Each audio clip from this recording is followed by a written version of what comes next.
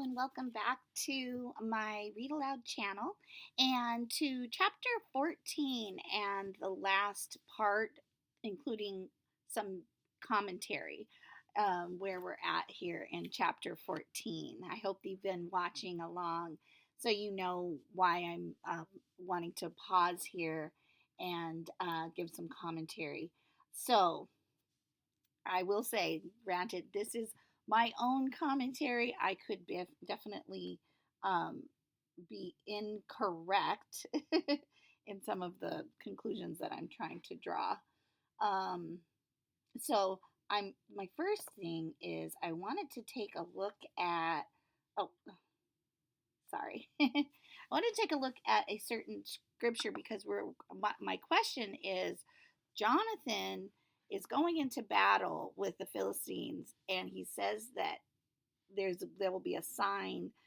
This will be a sign from God that we're supposed to go into battle with them, and we'll be successful, right?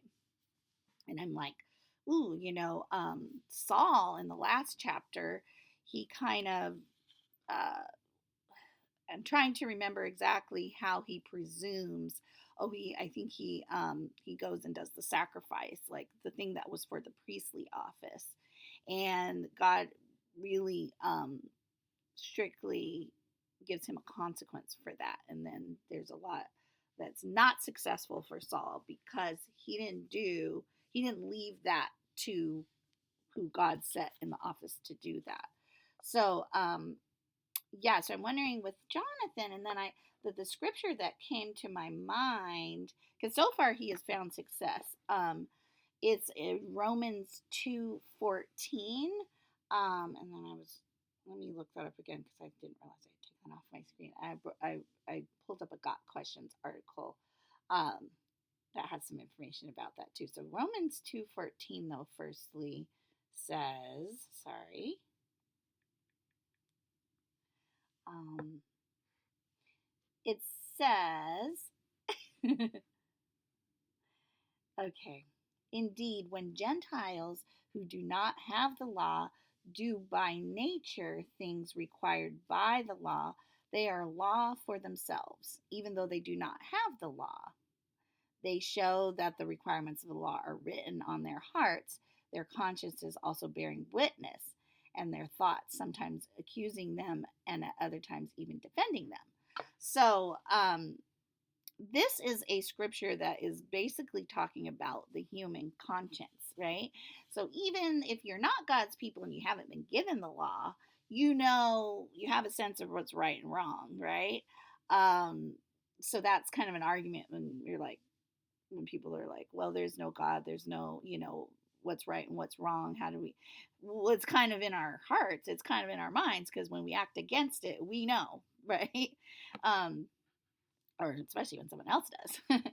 And so, yeah, so that's why I was like, okay, maybe Jonathan, he's acting according to something different because Saul had been given the instructions, um, by Samuel, like this is how it goes, and then he acted against that.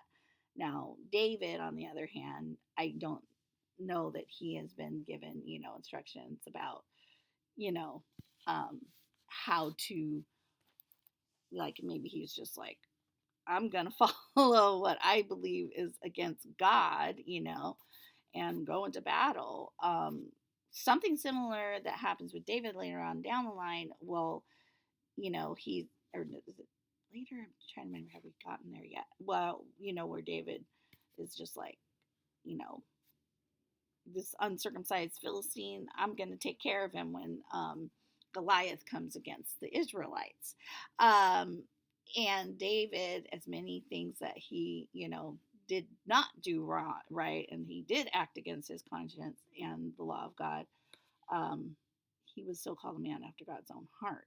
So he had sort of passion toward, fighting for and doing the things for God.